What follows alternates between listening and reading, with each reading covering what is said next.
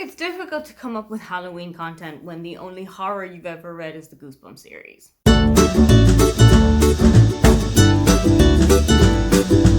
Hi, welcome, come on in. My name is Aoife and today I am taking the spooky scary book tag.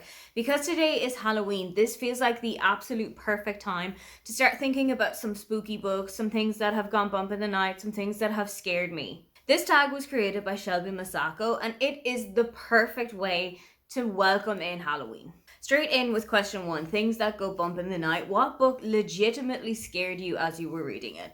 This is not a horror answer, but every time that I think about when I read Room by Emma Donoghue, I am reminded of the situation that I was in as I was reading it. I was working at an internship in a magazine in London, and I read this on my tablet while on a train into London, Victoria. That's where I finished it, and I just remember feeling so exposed having put this book down. This book is about Jack, who is 5 years old, and the only world he has ever known is the 12-foot by 12-foot box where he grew up with his mother. But Ma tells him one day that she didn't always live in Room. She used to have a life outside of it, and she wants to go back to that life that she's left behind. However, it wasn't necessarily her idea for her to come here, and she is very much being held against her will. When the two of them do go outside Room, Jack is brought headfirst into an entire new world that he is very ill-equipped to deal with. I absolutely loved this book. I absolutely loved Emma's writing. I also watched the film adaptation of this while I was on my own in my room in Cardiff, and I had the lights off. It was like 10 o'clock at night when I started watching it, and I felt so uneasy for days having watched this. Question 2 is jack-o'-lanterns and classic costumes. What is a book that you always reach for during Halloween? And it's not specifically one book, it's more so an entire genre, or a sub-genre if you want to go that way. I am absolutely head over heels with witchy romances, particularly this year. There's been a couple of them that I've really loved, but some that have gone straight to the top of the list are The Ex-Hex by Erin Sterling, The Very Secret Society of Witches by Sangu Mandana, Rewitched by Lucy Jane Wood. I have had such a great time with all of the witchy romances that I've been reading. I'm not a super big fantasy reader, so if I'm going to read something that's got a little fantastical element to it, it has to be mainly focused in our world, and it has to mainly take part there for me to really connect with it in any way. There are a couple of others that I really want to get to. I'd really love to read Something Wicked by Gretchen Rue sometime soon.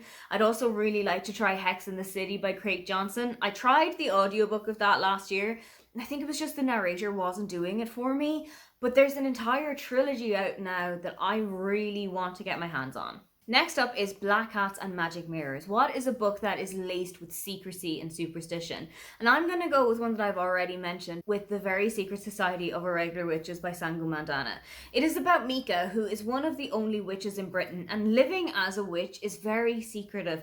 Not a lot of people are brought into her magical world, and the only people who really know are her adopted aunt Primrose and the coven of which she is a part. Mika, who has been putting videos online of witchy things and tarot and has been doing it kind of tongue-in-cheek, but the inhabitants of Nowhere House know that she's being serious. The people at Nowhere House want Mika to come and kind of be a tutor for 3 young girls who are living in the area, and to show them how to properly use their magic and not to abuse it. I absolutely loved all of the imagery that is in this book. I truly loved the 3 girls that you get to know. And something else that I really loved about it as well is that there is a romance in there, but it's not super to the fore. It's mainly focusing on the 3 girls and them learning about how to become adult witches. Question 4 is Witch's Brew. Who is your favorite witch character in any book or series? And I'm kind of going to go a little bit out of scope here. I know that they are based on the Archie comics, but my favorite witch character of all time is Sabrina Spellman from the Sabrina and the Teenage Witch series. Not the one that has just come out on Netflix a couple of years ago. I'm talking about the 90s version with Melissa Joan Hart. I absolutely loved that show when I was growing up. It was one that I used to watch every single day when I came home from school. I genuinely shipped Harvey and Sabrina before we even knew what shipping was. I had such a great time with that show. And I always remember one of the guys that I went to school with tried to ruin it by saying it was just camera magic and these are the things that they're doing and it's just special effects. I was having none of it. In my mind, Melissa Joan Hart could cast magic, and that was the end of that. Question 5 is Ghosts or Ghouls. What is a book that still haunts you to this day, be that in a good or a bad manner? I am going to go with This Is Going to Hurt by Adam Kay here, because this book has had such an impact on me.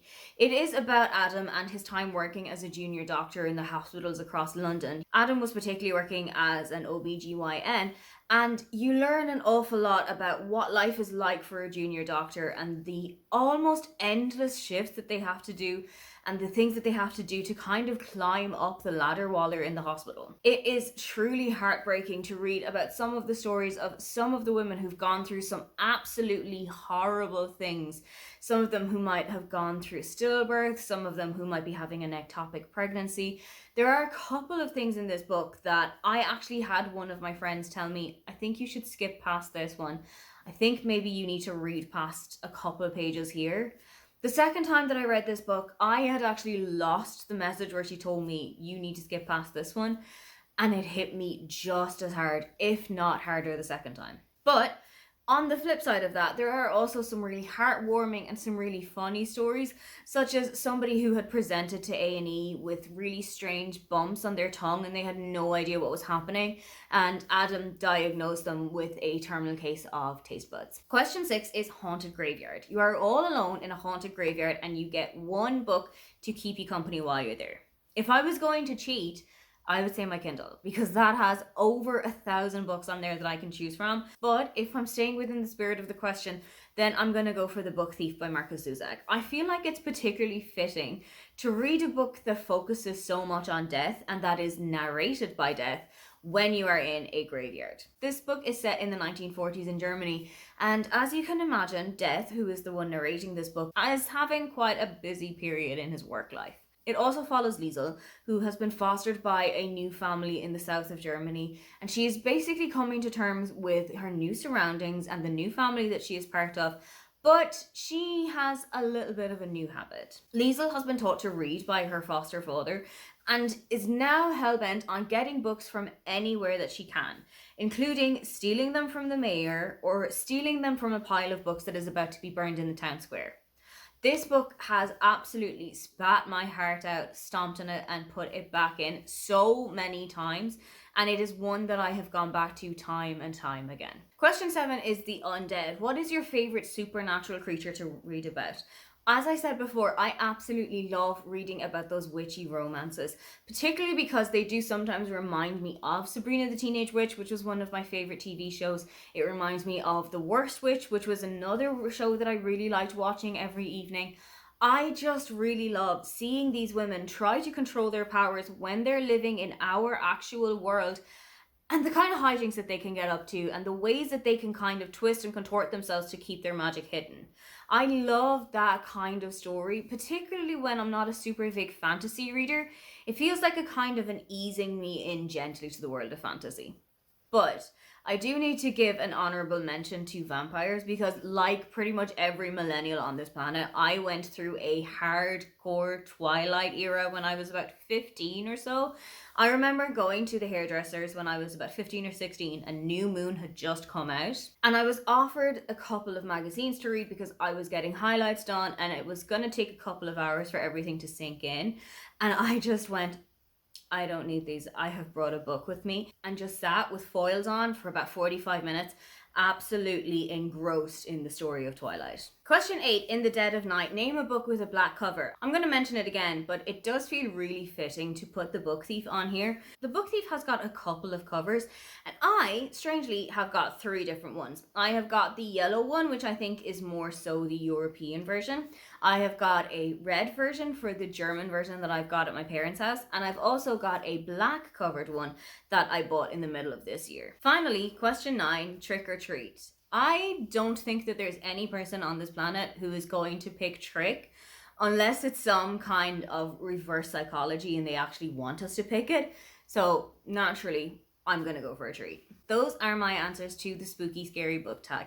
When you were younger and you went trick-or-treating, what is one costume that you remember loving dressing up as? If you would love to leave me a comment but you can't think of anything you'd like to say, then just leave me the pumpkin emoji. Don't forget to like and subscribe because I have new videos up every week. Now, get on out of here.